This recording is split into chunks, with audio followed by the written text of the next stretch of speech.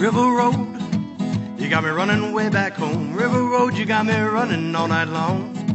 You got me singing some canal boat song. River Road, you got me running all night long. All right, everybody, welcome to another episode of Niner Nuts. I am Dan, here along with James. James, say hello. What's up, everybody? And hello, YouTube fans. We are finally here on YouTube, or at least trying it out. We'll, hopefully YouTube doesn't take us down for whatever stupid reason they can make up, apparently, from other creators I've heard of. But that aside, we're here. It's a new week. It's a new episode. We just got one segment for you all this week, though. But to talk about our subject for today, we have Omar back again with us. Third time on the show with us? Something like that. But Omar, thank you again for coming onto the show. Thanks for having me again. I mean, just talking about the Heisman race already. Well, not Heisman race yet, but Heisman betting odds. It's fun, gets me closer to the college football season. I mean, August 26th can't come soon enough. Yeah. And so any loyal listeners to the show know that we do a spot called Jimmy B's Long Shots. I'm Jimmy B, and usually I give you long odds, but throughout the course of the offseason, I've given you MVP, I've given you Super Bowl winners. So I thought I'd change it up a little bit and bring on one of our resident college football expert in Omar to sort of maybe give you some dark horses to bet on for the Heisman Trophy while the odds are still astronomically in the bettor's favor. So, yeah. Gentlemen, use this to use me as like the layman, because as longtime listeners know, I don't follow college that closely. My favorite college team is IU, which has given us very little to cheer about as of late, especially now that we got to worry about USC in the picture now. So lay it on me. What are the odds? Who do I need to go ahead and keep an eye out for come August? Oh, I guess that's my cue. So just I don't have the list in front of me right now, but just from reading it over, it looks to me like the favorite or the guy with the shortest odds is the defending Heisman Trophy winner, Caleb Williams, and why not? Because he had an amazing year last year. He was really the only guy. Last year's Heisman race, I guess, just for a quick synopsis for everyone that may be a casual fan or may have forgotten, it's kind of a boring Heisman race because the way it went, you had Hendon Hooker looked to be the favorite after Tennessee beat Alabama. Then Hendon Hooker goes down against South Carolina late in the year, and Tennessee loses that game by about 25 or so. The defense is completely faltered after Hooker got injured out for the year, giving way to Joe Milton, who's a dark horse, which we might talk about later on. I'm not a huge Joe Milton guy, but he's definitely a point of fascination. And then after that, the favorite was Michigan's Blake Corum in my eyes, who also got injured against Ohio State in the last game of the year. And he would have had an amazing game because Donovan Edwards, his backup, ran for almost 300 yards. So in the end, Caleb Williams was pretty much the last man standing when it comes to the Heisman, and he ends up winning it. I forget who the other finalists were, but it was quite apparent that Caleb Williams would be the Heisman winner. He had some amazing performances, and he looks to be the prize of the draft next year. Actually, the finalists were C.J. Stroud and Bryce Young, who didn't have bad years, but Ohio State and Alabama were both kind of not really out of contention, but they didn't have as spectacular years, even though Ohio State made the playoff and Alabama had 2 losses. So quick synopsis, but yeah, looking at the odds, Caleb Williams is the favorite.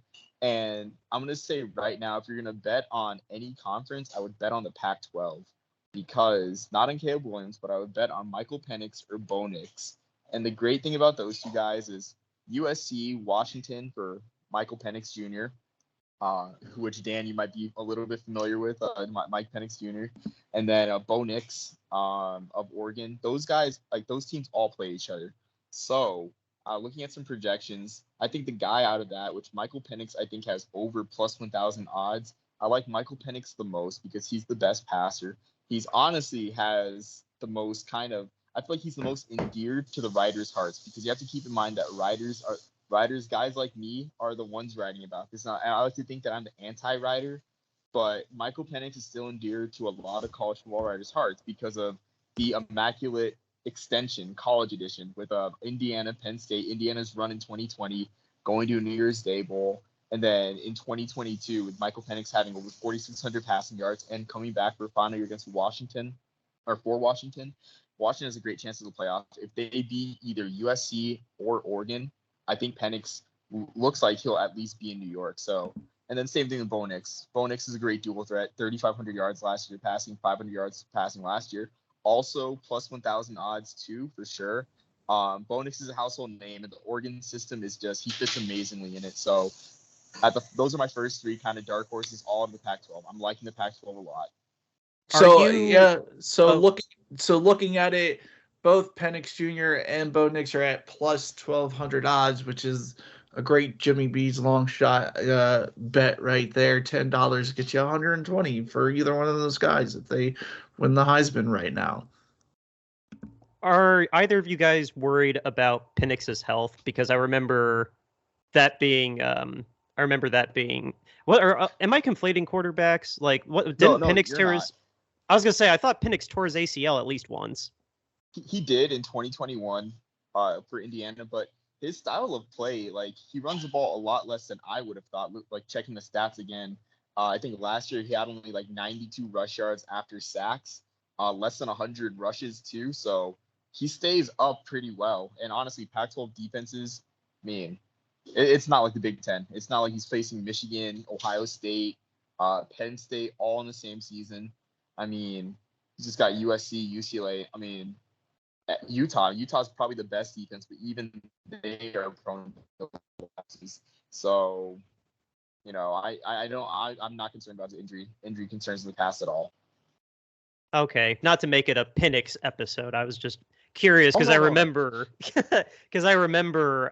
that kind of was part of the whole derailment in 21. We've yet to capture at IU the same magic we had that glorious year that we had. But anyway, Jimmy B, I feel like I stepped on your shoes there a little bit. What else do you got? Yeah, I don't. I'm looking at the case right now and see. I'm not very familiar with college football, but there is a name that I'm sort of curious at plus 2,800. Not a quarterback, but a receiver, Marvin Harrison Jr. What do you think of that, Omar? So I think with that, I'm kind of on both ends because I am. Sorry, I don't know if you guys can still see me, but my girlfriend called. Great time for that, but I'll just let it ring. But so the thing with that is, you look at the quarterback play for Ohio State. It looks to be a down year. I mean, C.J. Stroud just drafted by the Houston Texans, and then in the 2 years before that, you had Justin Fields, and then the 2 years before that, you had Dwayne Haskins, rest in peace. So you've had stellar quarterback play. Ohio State has questions this year at the quarterback position. So on that end, I'd be iffy to take Harrison, but on the other end, Harrison is in a more high-profile spot. Should Ohio State do amazing this year, but I think for another receiver to win the Heisman Trophy, it would have to be like really extenuating circumstances, like it was with Devontae Smith in 2020, where it's a pandemic. Trevor Lawrence got COVID, missed 2 games. Justin Fields only played like 7 games. Mac Jones was throwing to Devontae Smith, and then Kyle Trask in Florida had a collapse. So you'd have to have a bunch of dominoes would need to fall for I think Marvin Harrison to win, just because he's a receiver. The Heisman, of course, being one of those awards that 9 out of 10 times will go to a quarterback, correct? Like, that's not unfair to say. Kind of like the league MVP. Yeah, I'd have to agree. Sorry about that again. Just had to. Yeah, no, I'd have to agree. And that's the thing, too. It's like a receiver could have almost a groundbreaking, insane season and just be overlooked completely just because, the quarterback gets all the glory. It's like kind of different with running backs because in the end, the running back gets the ball from the quarterback and the quarterback's not lead blocking or anything, So it's just kind of a weird kind of dichotomy, Okay. So who do you think then from maybe because you said Joe Milton, who's at plus 2,000. So who would be in the next tier, say, in the like plus 3,000 to like the plus 8,000 mark that you could see maybe coming out of nowhere and maybe winning the Heisman? Let's see. So I'm not sure what the odds were, but of course, while we're talking about skill positions, I liked Will Shipley. I'm not sure what their odds were. Will Shipley and Braylon Allen. Will Shipley, because at Clemson, the thing with Clemson's road to the playoff is I won't say very easy. It's easier than it would be for a team out of the SEC or a team out of the Big Ten. That's not Alabama. For Clemson, in most years, Clemson would just have to be an SEC level team to just make the playoff out of the ACC. Because the ACC the ACC is a very top heavy conference. Kind of there's not really great middle tier teams in the ACC. So I like Will Shipley a lot. He I wouldn't say he's Christian McCaffrey, but he does everything in the same way that Christian McCaffrey does. Where Shipley had over 1,100 yards rushing last year, had over 200 yards receiving, had 300 yards returning kicks. So he does everything. He's that same type of player. And honestly, the quarterback play at Clemson hasn't been the greatest the past couple of years. We have Cade Klubnik, who's also in these odds in his first full year as a starter. So I like Shipley a lot at the running back position. Not sure his odds again. And then same thing, Braylon Allen, being a Wisconsin running back. Jonathan Taylor having a great career there. I mean, Monte Ball. I know I'm missing a bunch of other. Melvin Gordon. I mean, same lineage, same clock. I like him a lot in that area. So just so for the bettors out there, Will Shipley is at plus 6,000, and Braylon Allen is also at plus 6,000. So, yeah, those are pretty decent odds for if you're going to take. They're both running backs, you said, right? Yeah, they're both running backs, and that's the thing. I would rather take a running back over a wide receiver in terms of betting odds, because you look at, it's kind of about the same with the way trends in football are going, but for receiver, there's only been since I think the only receivers to win the Heisman since 1971 will ever have been Johnny Rodgers in 71, 87, the great Tim Brown, and then you had Desmond Howard. Yeah. And then another 29-year gap for receiver. So I'm just not liking the odds, and I feel like for Ohio State, the quarterback would be the one getting the love from riders. Right.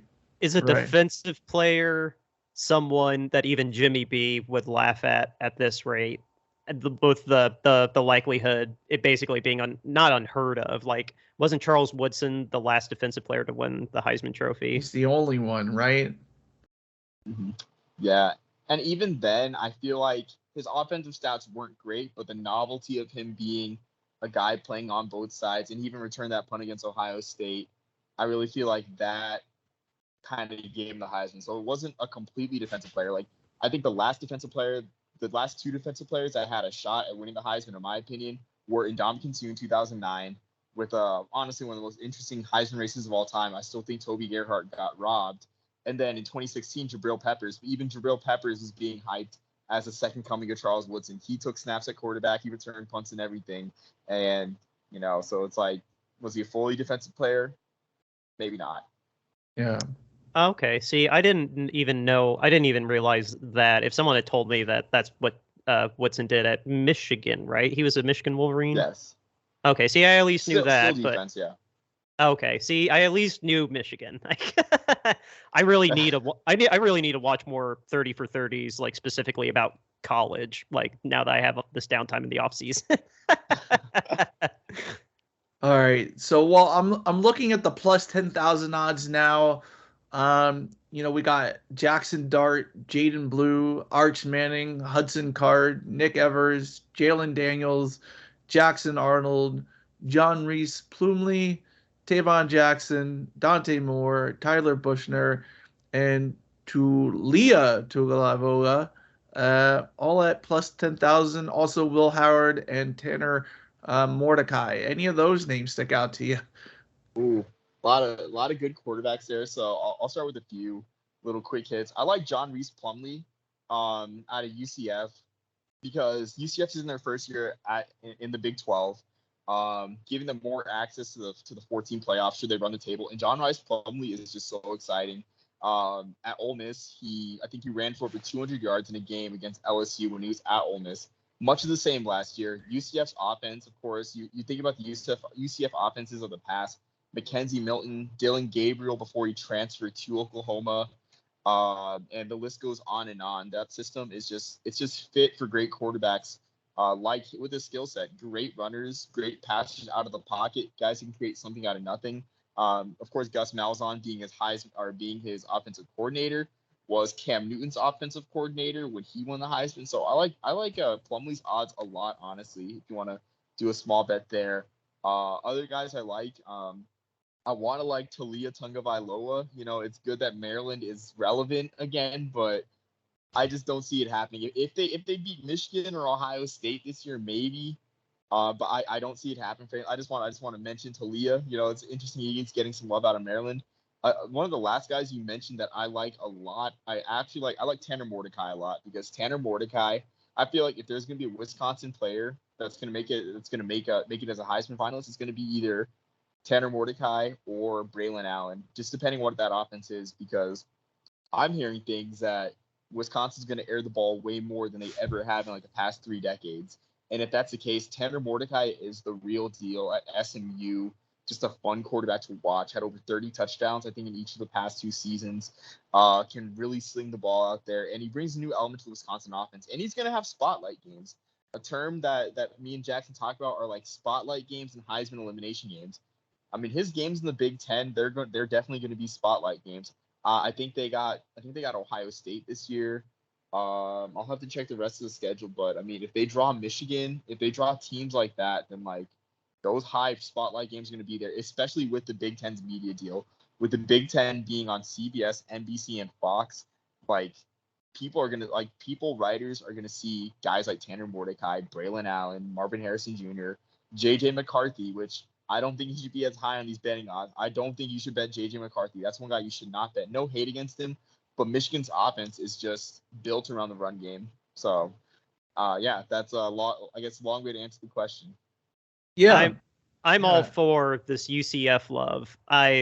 James and I, when we lived, when we were both in Florida at the same time, I still have my shirt from when Blake Bortles won the Tostitos Bowl. I have a basic UCF hat somewhere upstairs, but I still have a little place in my heart for UCF. Not toured the campus. I shot a little documentary on campus, and since then, and I've kept a little eye on UCF. Like, some great talent ends up coming out of there every now and then. Like, Brandon Marshall came out of there, Blake Bortles for the little flash in the pan that he was, and the Griffin brother played for a little bit too. So I'm all here for the UCF love.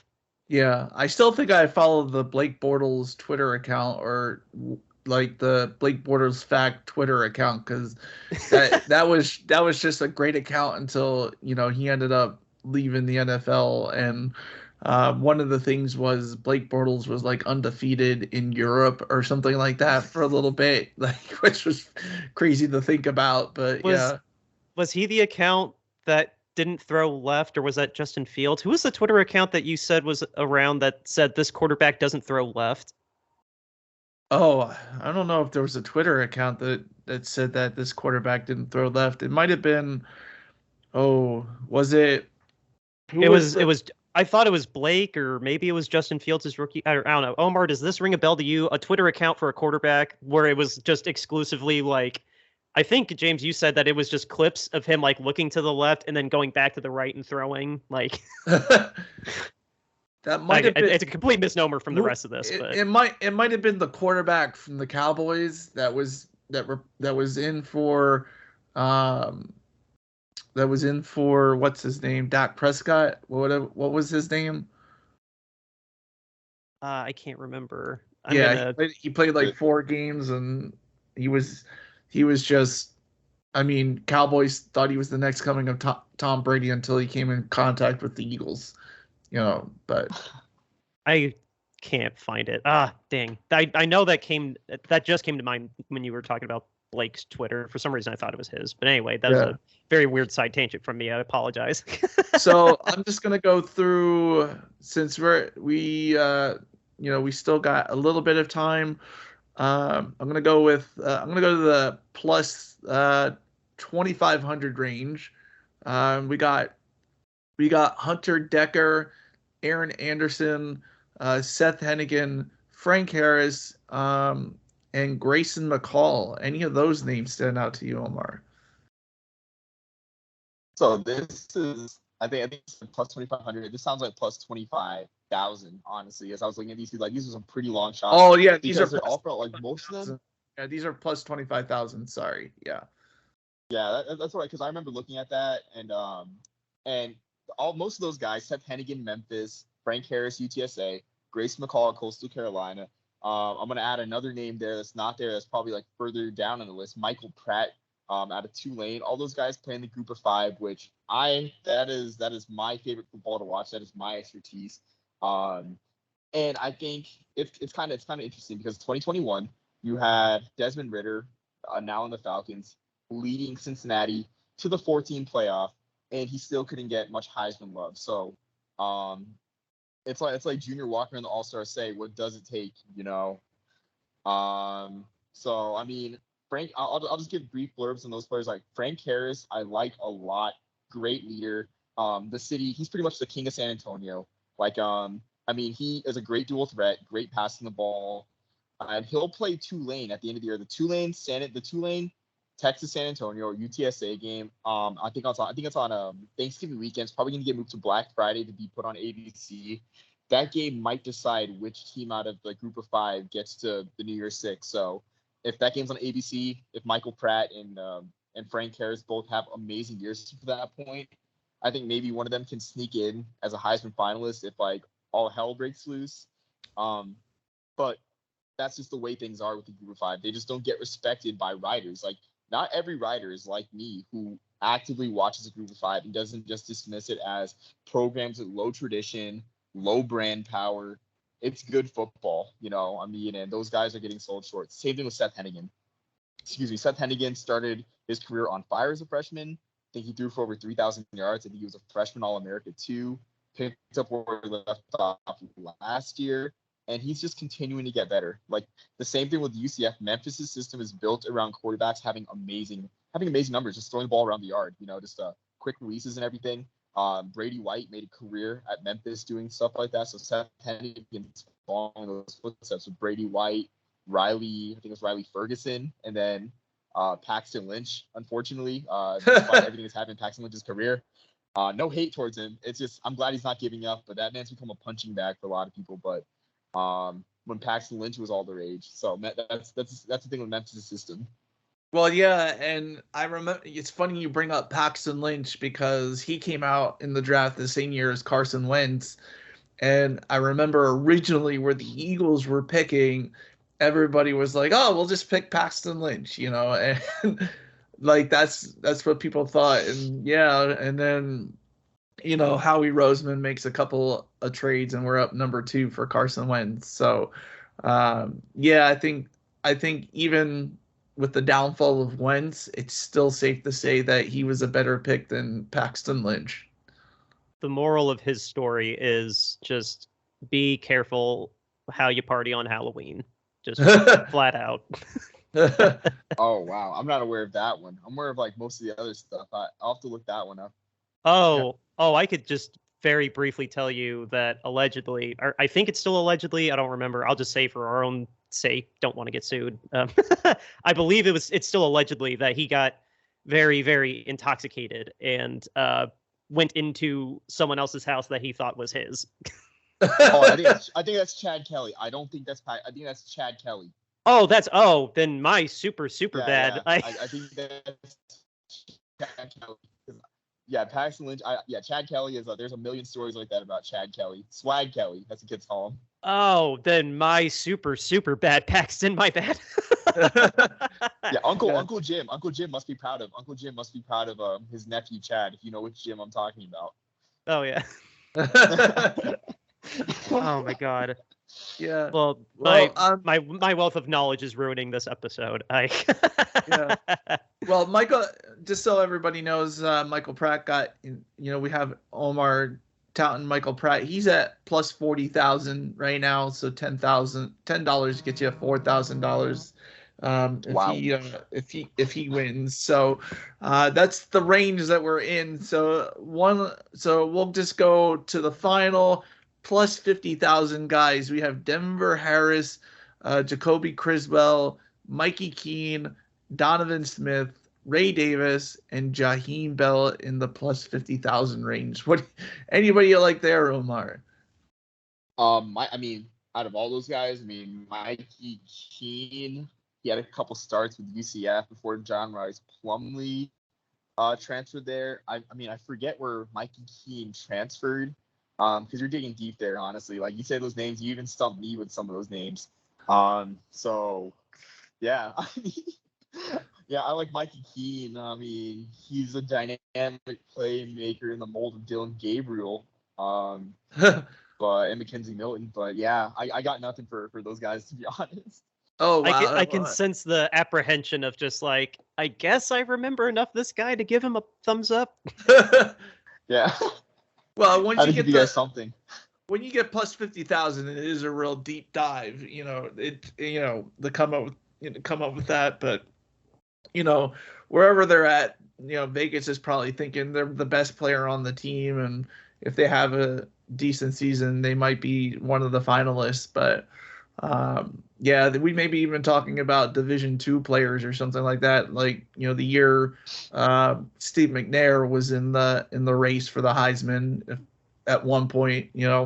So that's what we could be looking at with those guys. So if you don't know them, I think they're all FBS, honestly. But it's like I can't cover everything. Like my approach as a writer and in covering teams is I cover what other people don't cover, because I mean, it's like a lot of FCS. I can tell you about like a good amount of FCS players, but likely wouldn't get Heisman votes. I mean, just a shameless plug. Like I'm not an FBS top 25 voter, but I'm an FCS top 25 voter. Like like the Villanova is a Holy Cross is the Eastern Washington. So I mean that's more my wheelhouse. But yeah, beginning this year I'll be an FCS top 25 writer. So you kind of stumped me with those plus 50,000 names, because I mean I gotta split the pie, with what I watch. Yeah. Well, FCS is Villanova is has a place in my heart.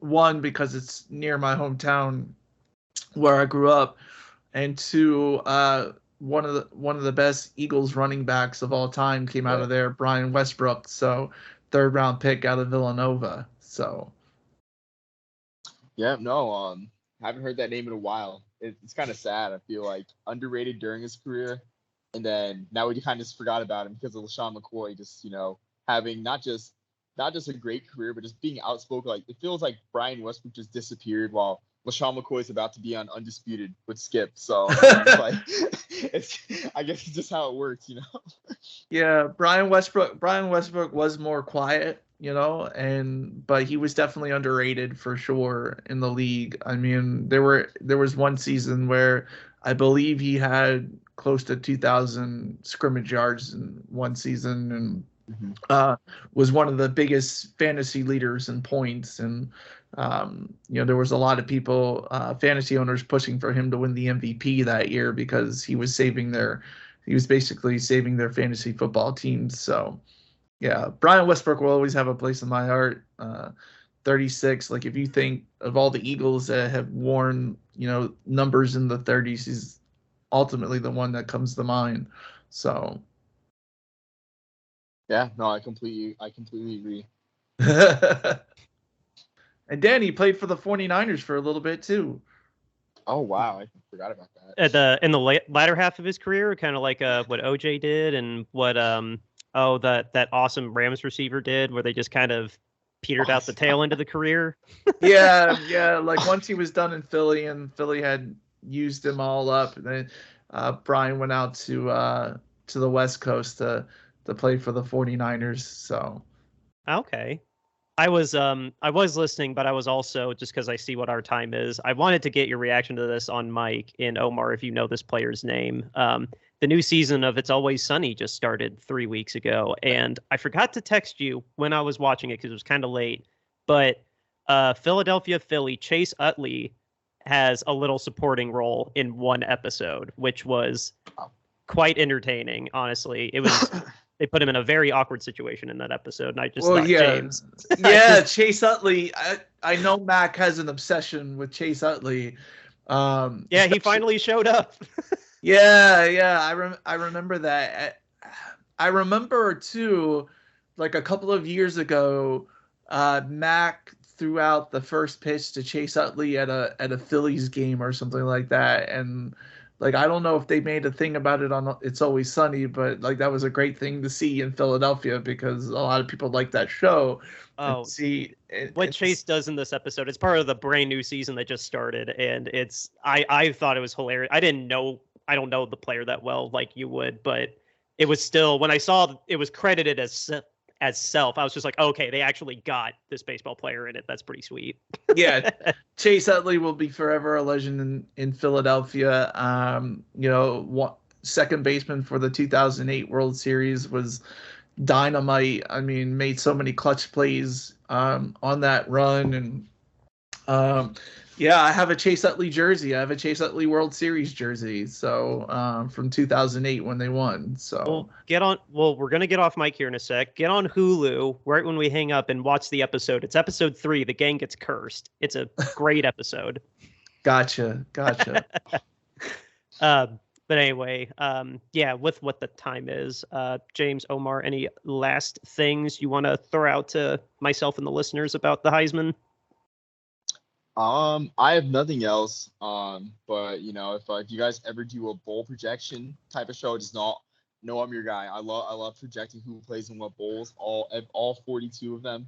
So I think you're the only person I know who can tell me that each matchup every single year of each bowl game for like the last 100 years. It seems like it just I feel like all your articles are about like these obscure bowl games that had interesting twists and turns, and I love it. I like that kind of stuff. So definitely we might come about into bowl season when there's maybe a lull in football news, and we could talk about bowl games for sure. Absolutely, I would love it. I got a story for off camera, but they call me Rain Man for the whole bowl, the bowl situation. Like knowing about bowls, so I don't want to take too much time. I'll tell you guys off camera. Okay. I love it. But yeah, we all got to get out of here. James, tell everybody where they can reach out to us in the meantime till we come back. Well, guys, you can look into the show description, but 49ernuts@gmail.com. That's 49ernuts@gmail.com. You can reach us at Twitter and on Facebook at Ninernuts. 5-star reviews and subscribe, please, as much as you can, and 5-star reviews will be read on the air. And then we still are selling t-shirts on bonfire.com. Until the league owners vote the sale of the Commanders, which could come in July, could come in August. Hopefully by the beginning of the football season, that'll be done. But until then, all the proceeds of our t-shirt sales go to human trafficking recovery centers in D.C. Yes. And again, welcome YouTube watchers. Feel free to watch us on YouTube. I'm spearheading trying to get us onto this platform so we can add a video component for you all. We know there's a lot of people that enjoy YouTube, prefer YouTube. So hopefully you're watching this episode and YouTube hasn't pulled us down for whatever reason. But yeah, that was part of this transition that we're doing, not just changing the episode format, but we want you to see our beautiful faces starting this season, which we didn't do last year. Well, at least mine. I don't know about Dan. My beautiful hats that I may change every now and then. And guys, if you have followed us from the listening days, like I said, right there is the Philly special picture that Dan had to buy me after the 49ers lost to the Eagles in the NFC Championship game. Yes. And my picture of Robbie Gould is next to me, but it fell in quite dramatic fashion. Thank God it didn't break, so I'm not going to tempt fate. I'm not going to pull it for the camera again. But you can see my little Nick Bosa and Colin Kaepernick and Jimmy Garoppolo above me. So, but anyway, guys, I always like to check Roto World right before we finish taping for the night. And honestly, nothing really interesting on here other than the supplemental draft will be happening for the first time in 4 years, which is kind of cool. We got Josh Gordon out of the supplemental draft, but I can't say offhand if anyone else of note came out of there. But Bernie Kosar came out of the supplemental draft, and was it it was like 84, I think it was. 84. Okay. Yeah. Yeah, Kate went to the Browns in the supplemental draft, and so Hey, like Josh Gordon. yeah, yeah, but That's hilarious. yeah, unlike Josh Gordon, Bernie Kosar had a long career in the league and respected career. I mean, I think he led the Browns to 2 AFC Championship games, and he was also the inventor of the fake spike throw for a touchdown play. That was Bernie Kosar. I don't know if you've ever seen the highlights of Dan Marino faking the spike against the Jets and then throwing for a touchdown. Yeah, well, Bernie Kosar was the backup quarterback and came up with that play for Dan Marino to do. So love it. Absolutely love it. So with that then, guys, we are going to be back next week. We could only do one episode. Well, in 2 weeks actually. I misspoke. We can only do one episode this week, so we squeaked this one out for you. We will be back. Looking at the calendar, this is dropping on the 21st. We're going to be back right after Independence Day, maybe. We'll talk off mic about that. But yeah, we'll be back. We'll be back very, very soon, guys. Thank you so much for listening. Thank you so much for watching. And yeah, we will catch you next time we catch you. Outro Ruzik, River Road, Justin Muth.